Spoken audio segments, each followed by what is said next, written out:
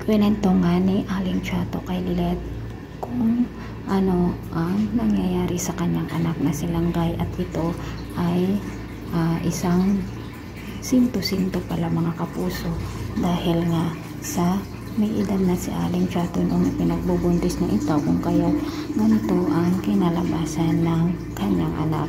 Ipinangako naman ni Lilet na tutulungan niya upang sa ganun nga ay makuha niya si Langgay dito sa mamaltrato niyang asawa. Samantala, sa panaginip naman po ni Meredith, na panaginipan na naman niya ang kanyang iniwan na anak noon, kung kaya't habang nananaginip siya ay ginising naman siya ng kanyang anak na si Ira, at tinanong ni Ira kung sino ang pangalan na binabanggit niya sa kanyang panaginip. Samantala, sa pag-uusap naman ni na Ses at Lilet, ikunento nga ni Lilet ang kanyang hawak na kaso ngayon, at sinabi niya dito na nakaka-relate daw siya sa kanyang buhay ngayon. Samantala, si Ira naman ang hahawak sa kaso ng kapatid ng asawa ni Langgay, na kung saan ay makakalaban nga po niya itong si Lilet.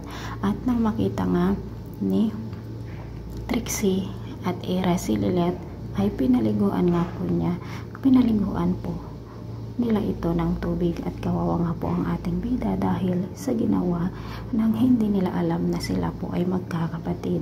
Samantala, muli na namang nakita ni Ramir si Meredith at gusto nga niya itong kausapin, ngunit nagmamadali naman po si Meredith na umakyat sa hagdanan at hahabulin nga po nito ni Ramir. So mga kapatid, abangan po natin kung makakausap na nga ni Ramir si Meredith, at masasabi na nga niya dito na si Lilet nga ay ang kanilang anak. At abangan po natin kung paano na naman maipananalo ni Lilet ang kanyang hawak na kaso, na kung saan nga po ay mapapatay ni Chato ang asawa ni Langgay dahil sa pagmamaltrato nito sa kanya. Thanks for watching. Bye bye.